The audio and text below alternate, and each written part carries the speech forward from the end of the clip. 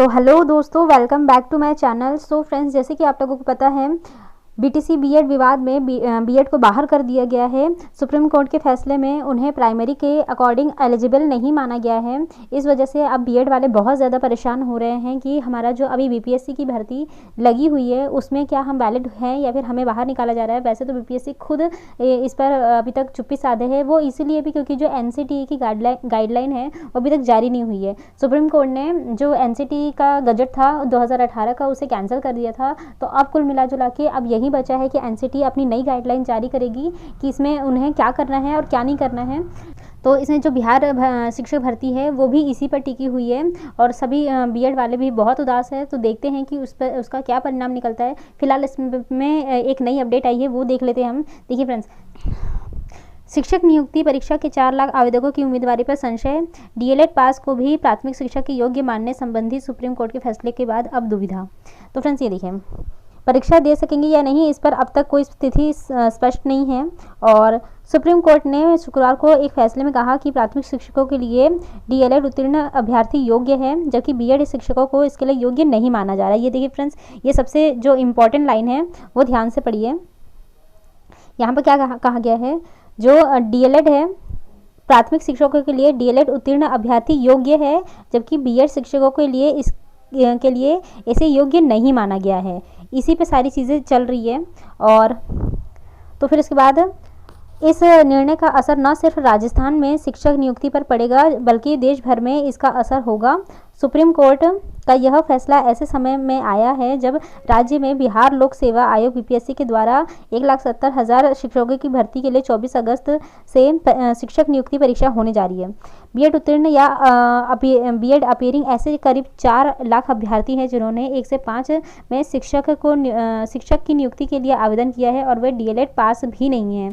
तो फ्रेंड्स, ये देखिए, जो ये मेन चीज़ है कि जो बीपीएससी की परीक्षा होने वाली है उसमें जो 4 लाख अभ्यर्थी है उन्होंने फॉर्म भरा है 1 से 5 के लिए, प्राइमरी के लिए, और वो लोग जो है डीएलएड भी पास नहीं है।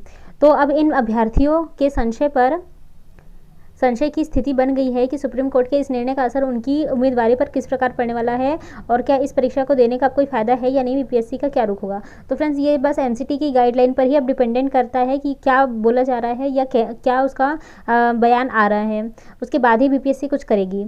7 लाख आवेदन प्राथमिक के लिए। देखिए फ्रेंड्स, आप लोगों को पता है सबसे ज़्यादा भर्ती प्राइमरी में आई है 80,000, उसमें से है 7 लाख से ऊपर के फॉर्म पड़े हुए हैं। लगभग पूरी बीपीएससी में 7 लाख से ऊपर के फॉर्म पड़े तो उसमें 7 लाख ही फॉर्म प्राइमरी में हैं।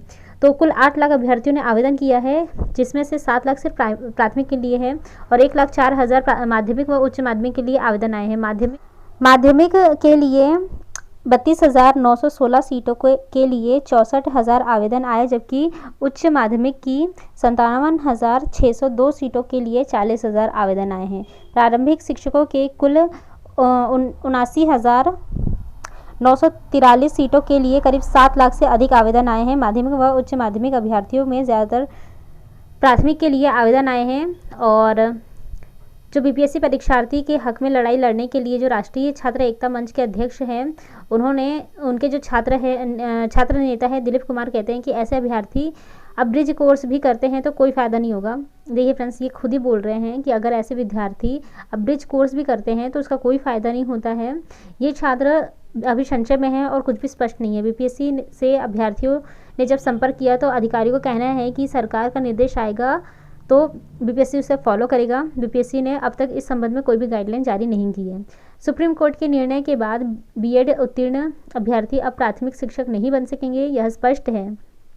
देखिए फ्रेंड्स, ये पूरी तरीके से क्लियर है कि जो सुप्रीम कोर्ट का फैसला आया है उसमें सीधे से कहा गया है कि जो प्राथमिक के लिए बीएड वाले हैं वो एलिजिबल नहीं हैं और कोर्ट के वर्डिक्ट के बाद अब एनसीटी की गाइडलाइन पर ही सब कुछ निर्भर करता है।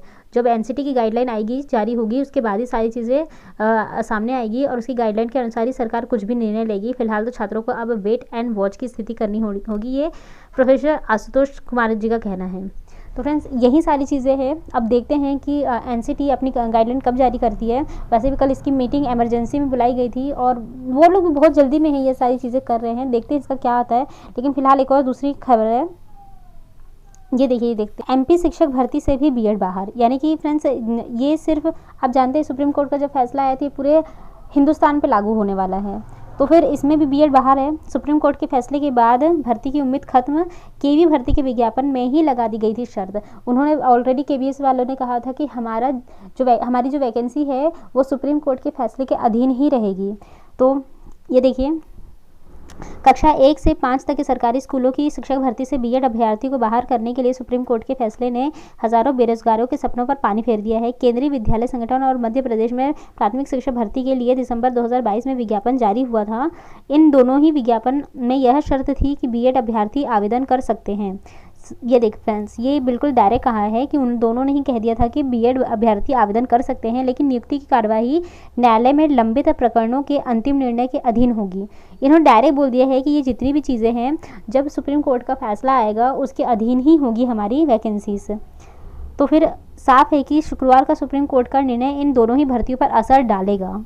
फ्रेंड्स, अभी आप जानते हैं कि जो एमपी टेट है उसमें वर्ग 3 में अभी जस्ट 1-2 दिन पहले ही नियुक्ति पत्र जारी हुए हैं, जो भी है। तो अब उसमें भी बहुत सारे लोग बीएड धारक है। अब देखते हैं कि उनके लिए क्या सरकार करती है। फिलहाल तो मुझे यही लगता है कि उनके लिए कोई नई वैकेंसी निकालनी चाहिए। फिलहाल देखते हैं कि और क्या होता है।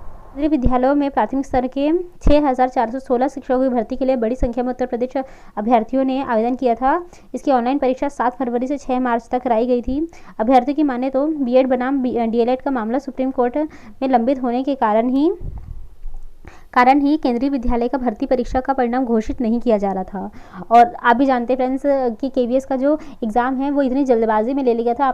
इन्होंने टाइम भी नहीं दिया था, सिर्फ 2 महीने टाइम दिया था। 2 महीने में इन लोगों ने एग्ज़ाम करा लिया था और रिजल्ट लाने में इन लोगों ने इतना टाइम वेस्ट कर दिया। वेस्ट क्या किया, ये लोग भी सुप्रीम कोर्ट के फैसले का ही इंतज़ार कर रहे थे, बल्कि इन्होंने तो 2-2 रिजल्ट बना के रखे हुए। ये रिजल्ट है इनका 2 है, एक है बीटीसी के पक्ष में और एक है बीएड वालों के लिए।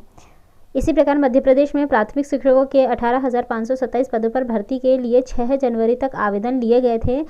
उसमें भी नियुक्ति की कार्रवाई न्यायालय के अंतिम निर्णयों के अधीन है। ये फ्रेंड्स, आप ये देख रहे हैं आप, जो मध्य प्रदेश की भर्ती है वो भी पूरी तरीके से सुप्रीम कोर्ट के फैसले के अधीन है। अब देखते हैं जो अभी जो छात्रों की नियुक्ति हुई है, क्या उसका ये असर इस पर पड़ेगा। इसका असर उस पर भी पड़ना स्वाभाविक है। अब देखते हैं कि एमपी सरकार क्या करती है। फिलहाल सीटेट में सफल अभ्यर्थियों का प्रमाण पत्र भी रद्दी। सीधी सी बात है, जो भी बीएड वाले हैं उन्होंने अगर प्राइमरी सीटेट पेपर 1 को पास किया है तो उनका एक तरह से रद्दी कपाड़ ही बन चुका है प्रमाण पत्र। केंद्रीय माध्यमिक शिक्षा बोर्ड ने दिसंबर 2022 में आयोजित केंद्रीय शिक्षक पात्रता परीक्षा सीटेट के प्राथमिक स्तर के लिए यह शर्त रखी थी कि प्रमाण पत्र की वैधता सुप्रीम कोर्ट के अंतिम निर्णय के अधीन होगी। सारी चीज़ें हैं सुप्रीम कोर्ट के अंतिम निर्णय के अधीन। साफ यह है कि जिन बीएड अभ्यर्थियों ने प्राथमिक स्तर की सीटेट पास की थी उनके लिए प्रमाण पत्र रद्दी के टुकड़े के बराबर हो गए। फ्रेंड्स, ये तो बात है, लेकिन यही बहुत ही कड़वी सच्चाई है। इसको आपको मानना भी होगा, एक्सेप्ट भी करना होगा, सुनना भी होगा। लेकिन बस आपके पास एक छोटी सी उम्मीद ये है कि एनसीटी क्या गाइडलाइन जारी करती है। बाकी फ़िलहाल मैं आपको यही बोलूँगी कि किसी भी फेक यूट्यूब चैनल पे बहुत सारे लोग आपको उम्मीद दे रहे हैं कि ये हो सकता है, वैसा हो सकता है, वैसा नहीं हो सकता है। फ्रेंड्स, बिल्कुल मत सोचिए। आप अभी फ़िलहाल आपके सामने भर्ती खड़ी है, आप बस तैयारी में लगे रहो। मत सोचो कि आपको इन कर रहे हैं या आउट कर रहे हैं। बाई चांस अगर आपको ले लिया गया तो आप क्या करेंगे? आपका तो टाइम वेस्ट हो रहा है, आप पढ़ाई नहीं कर पा रहे हो, टाइम वेस्ट हो रहा है, मेंटली प्रेशर बढ़ रहा है। तो आप ये सब छोड़ के अपना जो सीटेट है, सीटेट में जो पेपर 2 है उसकी तैयारी एटलीस्ट कम से कम कीजिए। आप प्राइमरी को छोड़ दीजिए, आप सीटेट की सेकंड पेपर की तैयारी में अच्छे से लगे रहें। और जो दूसरी चीज़ है कि जो बिहार शिक्षक भर्ती है उसकी आप तैयारी करते रहो। आप लोग, बहुत से लोगों ने रिजर्वेशन करवा लिया होगा, आप एग्ज़ाम देने जाओ। अब आगे जो उसका रिज़ल्ट लाने के टाइम में जो होगा देखा जाएगा, लेकिन आप एग्ज़ाम तो कम से कम दे लो और पढ़ाई अच्छे से करो। बाकी ये फेक तर्क में विश्वास करो फ्रेंड्स, क्योंकि सुप्रीम कोर्ट सबसे ऊपर होता है, उसके अधीन ही सारी चीज़ें चलती हैं। क्या राज्य सरकार हो, क्या केंद्र सरकार हो, क्योंकि सरकार जो भी गवर्नमेंट होती है वो न्यायालय जो हमारा संविधान है उसके अगेंस्ट तो जा नहीं सकती है। सबसे ऊपर सबसे सर्वोपरि संविधान है और संविधान में डायरेक्ट लिखा है कि प्राइमरी के लिए बीएड एलिजिबल नहीं है, प्राइमरी के लिए बीटीसी या डीएलएड वाले ही एलिजिबल होते हैं। इन्हें ज़बरदस्ती में इसमें घुसाया गया था। तो आप लोग किसी भी फेक उम्मीद में मत रहो। बस ये आप मना सकते हो कि जो राज्य सरकार है बीपीएससी वो इतना रिक्वेस्ट कर सकती है सुप्रीम कोर्ट से कि हमने जो अभी वैकेंसी लाई है, क्योंकि इन्होंने तो कोई गाइडलाइन ही जारी नहीं की थी। कम से कम केवीएस ने, एमपी ने ये तो दे दिया था कि हाँ हम सुप्रीम कोर्ट के फैसले के अधीन रहेंगे, लेकिन इन्होंने तो कुछ भी नहीं कहा, जबकि इनको पता था कि अभी कुछ ही वक्त में इसका फैसला आ जाएगा। अभी फॉर्म भराना शुरू हुआ था। अगर ये लोग ऐसा कुछ कर देते तो एटलीस्ट बच्चों का जो मेंटल प्रेशर में है इस वक्त, तो ये तो नहीं होता। इतना से ये लोग रिक्वेस्ट कर सकते हैं कि इस भर्ती में बीएड वालों को अलाउ रहने दें, अगली बार से उन्हें निकाल देंगे अगर इनका कुछ फैसला आता है तो। और ये देखिए फ्रेंड्स, बिहार भर्ती में शर्त ना होने से बच गए बीएड वाले। इस मामले में बिहार की शिक्षक भर्ती के लिए आवेदन करने वाले बीएड अभ्यर्थियों को कुछ राहत मिलती दिखाई पड़ रही है। बिहार लोक सेवा आयोग ने कक्षा 1 से 5 तक के स्कूलों में शिक्षकों के 79,943 पदों पर जून में जारी विज्ञापन में कोर्ट की शर्त नहीं रखी थी। फ्रेंड्स, इन लोगों ने तो शर्त ही नहीं रखी थी, इन लोगों ने कुछ कहा ही नहीं। इन लोगों ने ये भी नहीं सोचा कि अगर जो बीटीसी बीएड विवाद है, अगर उसका फैसला आ जाता है, बीएड के अगेंस्ट में जाता है, तब ये लोग क्या करेंगे। क्योंकि इन्होंने तो सीटेट फर्स्ट वालों को प्राइमरी में अलाउ कर दिया था, एलिजिबल कर दिया था, लेकिन अगर इसका फैसला बीएड के अगेंस्ट में आ जाता तब ये लोग क्या करते। इन्होंने कोई गाइडलाइन ही जारी नहीं की थी अपनी। और बिहार की भर्ती में पूरे उत्तर प्रदेश के हज़ारों अभ्यर्थियों ने आवेदन किया है। जानकारों की माने तो कोई भी भर्ती विज्ञापन की शर्तों के आधार पर ही होती है, और बिहार की प्राथमिक शिक्षक भर्ती में बीएड डिग्रीधारियों से आवेदन तो ले लिया गया है, इसलिए उन पर सुप्रीम कोर्ट का शुक्रवार का आदेश का प्रभाव पड़ने का आशंका कम है। वैसे तो ये तो मुझे नहीं लगता कि ऐसा कुछ होने वाला है, लेकिन फिलहाल सारी चीज़ें फ्रेंड्स, जो भी चीज़ें हैं वो सिर्फ और सिर्फ एनसीटीई पर ही डिपेंडेंट है, इसकी गाइडलाइन पर ही डिपेंडेंट है। क्योंकि जो बीपीएससी है उसके खुद चेयरमैन ने कहा है कि एनसीटीई जो भी गाइडलाइन जारी करेगी हम उसके अधीन रहेंगे, हम उसी का वेट कर रहे हैं। तो फिलहाल देखते हैं अब क्या होता है। बाकी यही थी आज की न्यूज़ फ्रेंड्स, और जो भी अपडेट आएगी मैं आपको उसे बताती रहूँगी। मिलते हैं मेरे नेक्स्ट वीडियो में। Till then stay happy, stay healthy, bye.